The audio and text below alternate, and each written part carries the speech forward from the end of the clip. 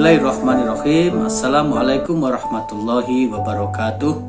Sahabat Islam aktual di mana saja berada, kita akan lanjutkan pembahasan tentang basmalah yang sudah kita sajikan dengan mengutip atau menyajikan dua tafsir, yaitu tafsir Ahkamul Quran karya Ibnul Arabi dan tafsir modern yaitu tafsir Al-Manar karya Muhammad Abduh dan muridnya Said Muhammad Rashid Ridho. Nah, kita akan melanjutkan dan saya ingin membandingkan lagi atau menghadirkan satu tafsir lain untuk melihat perbandingan atas apa yang sudah kita dapatkan pada dua tafsir yang kita bahas terdahulu. Nah, tafsir yang ingin saya hadirkan pada kesempatan kali ini adalah tafsir Al-Maraghi yang ditulis oleh Ahmad Mustafa Al-Maraghi. Nah, langsung saja kita lihat bagaimana pandangan atau apa yang ditulis oleh Ahmad Mustafa Al-Maraghi ini tentang basmalah.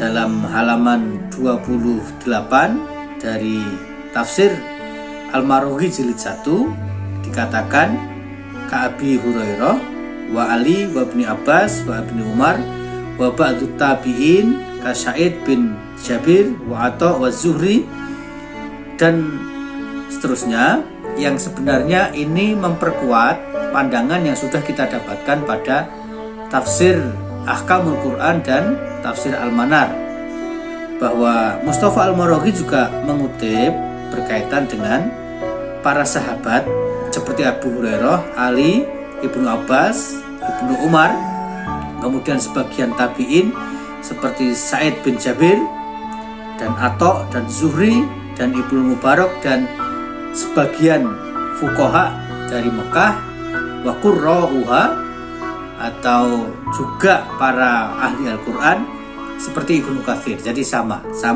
seperti yang disampaikan di dalam dua tafsir terdahulu yang sudah kita sajikan. Nah, yang perlu kita ketahui lebih jauh adalah wa min adillatihim ala dzalika. Apa yang menjadikan para sahabat, tabi'in dan ulama-ulama tadi itu berpandangan bahwa bismillah merupakan bagian dari Al-Qur'an itu. Satu, ada beberapa alasan yang disampaikan oleh Mustafa Al-Maraghi.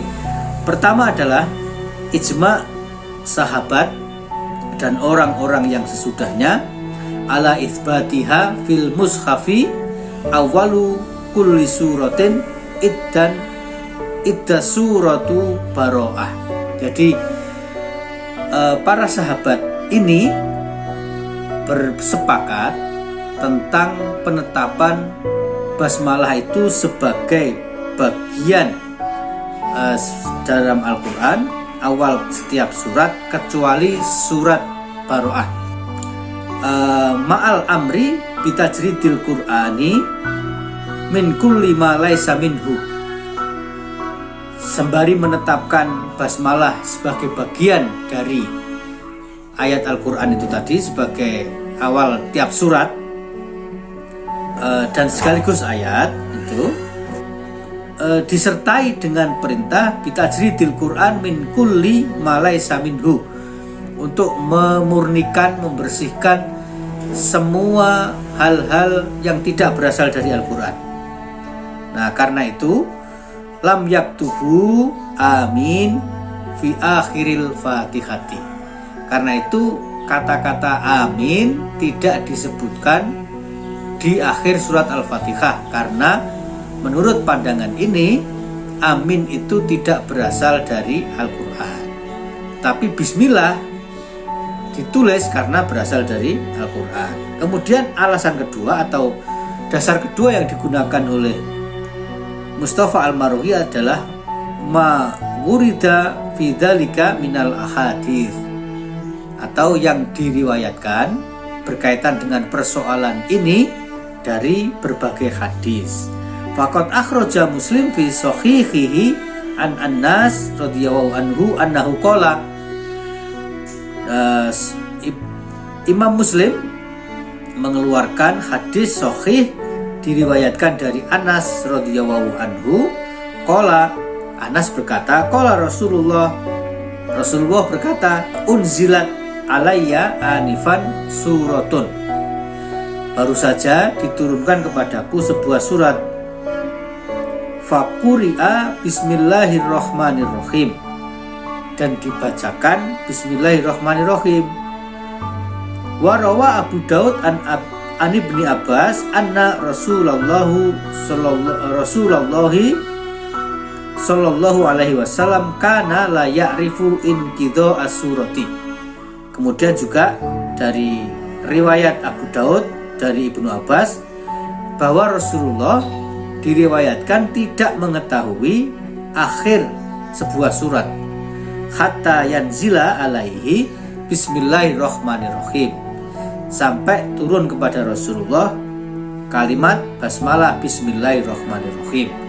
Ini artinya menurut Mustafa Al-Maraghi, bismillah itu menandai awal surat baru, yang artinya surat yang sebelum basmalah sudah berakhir, sehingga dikatakan di situ Rasul kana anna Rasulullahi kana la ya'rifu inqidha as-surati hatta yanzila alaihi bismillahirrahmanirrahim. Wa rawa ad-Daruqutni an Abi Hurairah anna Rasulullah sallallahu alaihi wasallam qala, dan diriwayatkan dari ad-Daruqutni dari Abi Hurairah bahwa Rasulullah sallallahu alaihi wasallam bersabda, idza qara'tum alhamdulillah faqra'u bismillahirrahmanirrahim. Jika kalian membaca alhamdulillah, maka bacalah juga bismillahirrahmanirrahim. Fa innaha ummul Qur'an, karena itu adalah ummul Qur'an, induk dari Al-Qur'an, wasabul mathani, dan namanya juga disebut dengan As-Sab'ul Mathani atau 7 ayat yang diulang-ulang. Wa bismillahirrahmanirrahim ikhda ayatiha, dan bismillahirrahmanirrahim itu adalah salah satu ayatnya. Jadi itu dikatakan di dalam hadis ini. Kemudian pandangan yang lain dilanjutkan. Kalau kita lanjutkan surat tafsir Al-Maraghi ini, wa yara Malik wa ghairuhu min ulama Madinah. Imam Malik berarti, dan yang lain-lain dari ulama Madinah berpandangan. Siapa saja? Misalnya ada Al-Auza'i wa jama'atun min ulama Isyam, dan sekelompok ulama Sam, ya. Wa Abu Amr Yakub dari Basrah, dan Yakub dari Basrah ini adalah penganut mazhab Hanafi. Annaha ayatun mufradatun minal Qur'an. Nah, jadi bismillah itu adalah ayatun mufradatun, ayat tersendiri, ya, ayat tersendiri di dalam Al-Qur'an. Unzilat libayani ru'usis suwari wal fasli bainaha. Jadi diturunkan untuk menerangkan atau memperjelas, gitu ya, memperjelas awal tiap-tiap surat atau awal setiap surat, wal fasli bainaha, dan pemisah di antara surat-surat itu. Nah, wa yara Abdullah bin Mas'ud, sementara Abdullah bin Mas'ud mengatakan atau berpandangan annaha laisat minal Qur'ani aslan, bahwa pada dasarnya atau asalnya bismillah itu tidak berasal dari Al-Qur'an. Wa huwa ra'yu ba'dil Hanafiyah, dan ini merupakan pandangan sebagian besar ulama Hanafiyah. Wa min adillatihim ala dzalika, dan di antara dalil yang digunakan oleh kelompok yang memandang seperti ini adalah hadis Anas. Qala Anas berkata, "Sholaitu khalfan Nabi wa Abi Bakar wa Umar wa Utsman."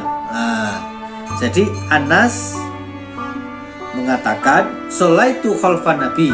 Saya sholat di belakang Nabi, wa Abi Bakar dan Abu Bakar, wa Umar wa Utsman dan Umar dan Utsman, wa kanu dan mereka semuanya yastaftahuna bilhamdulillahi rabbil alamin, dan mereka mengawali sholat atau yastaftahuna membuka atau mengawali sholat dengan membaca alhamdulillahi rabbil alamin.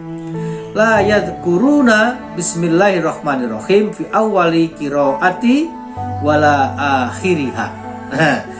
Dan dikatakan la yadhkuruna, mereka tidak menyebutkan atau tidak membacakan bismillahirrahmanirrahim fi awali qiraatin, di awal pembacaan, wala akhiriha, dan tidak juga di akhirnya.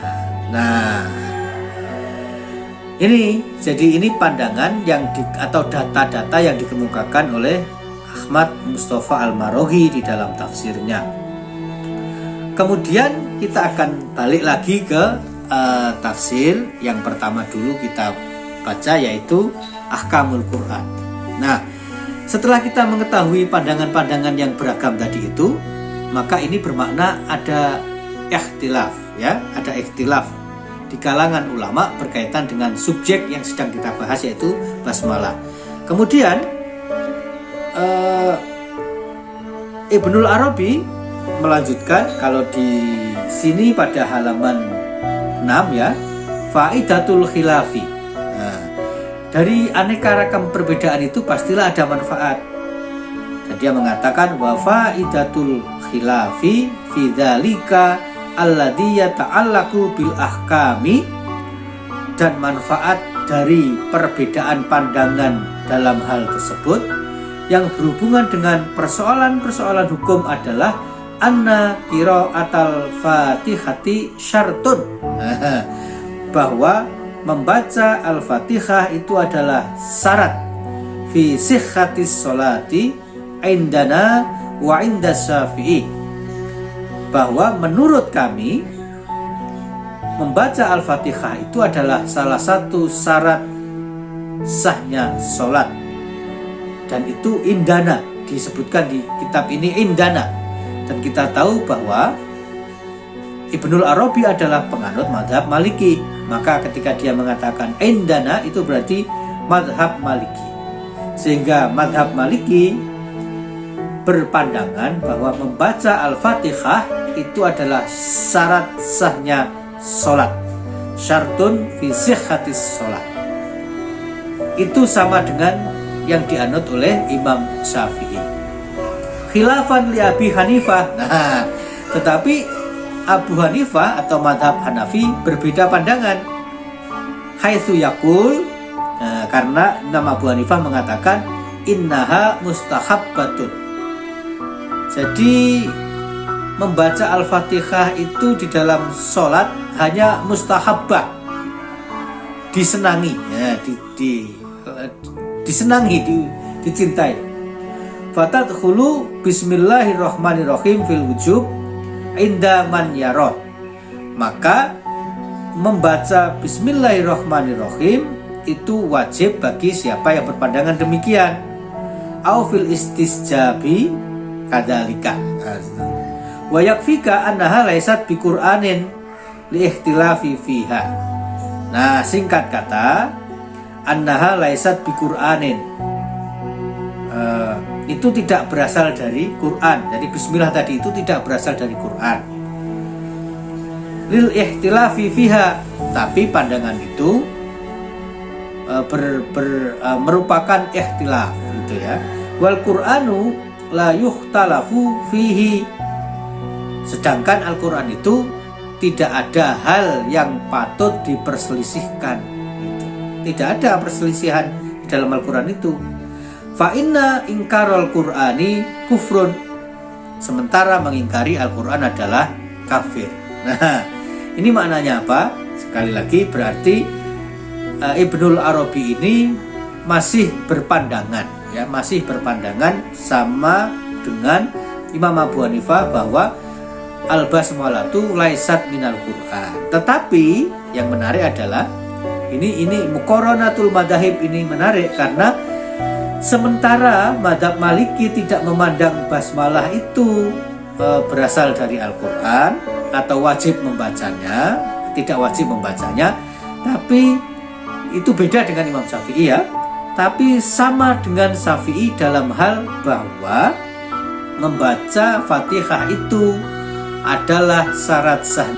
Sementara Imam Abu Hanifah atau mazhab Hanafi menyatakan membaca Al-Fatihah itu mustahabah saja, disukai saja dan tidak wajib. Nah, ini. Fa'in kila, dan apabila dikatakan walau lam takun Qur'anan lakana mudkhiluha fil Qur'ani kafiron. Jadi kalau bukan dari Al-Quran, maka memasukkannya ke dalam Al-Quran itu adalah kafir. Ini Ibnul Arabi mengucapkan seandainya ada pertanyaan seperti itu bagaimana? Kemudian di sini ditulis kulna. Dia mengatakan kulna berarti ini pandangan kami adalah al-ikhtilafu fiha yamna'u min antakuna ayatan. Nah, dia mengatakan adanya ikhtilaf tentang posisi basmalah itu menjadikan mencegah, dengan sendirinya merupakan faktor yang mencegah bismillah itu menjadi ayat Al-Quran. Nah, karena dia berpandangan begitu tadi, kalau Quran itu la yuhtalafu fihi, tidak ada perselisihan tentangnya di dalamnya. Tetapi bismillah ini kan diperselisihkan. Maka pendapat dia adalah al-ikhtilafu fiha, ikhtilaf berkaitan dengan basmalah itu yamna'u, mencegah, menjadi menghalangi ya, min antakuna ayatan, mencegah, menghalangi bismillah itu menjadi ayat Al-Quran. Nah gitu. Wa yamna'u min takfirin man ya'udduha minal Quran. Tapi juga tidak berarti mereka yang memasukkannya ke dalam Al-Quran itu adalah kafir. Wa yamna'u min takfir, dan mencegah dari kekafiran bagi mereka yang memasukkannya sebagai Al-Quran. Fa innal kufru la yakunu illa bi mukhalafatin nasi. Kafir itu kaitannya dengan Al-Quran, kata Ibnul Arabi, adalah berkaitan dengan berselisih tentang nasnya itu. Wal ijma'u fi abwabil aqaid, dan kesepakatan dalam bidang akidah.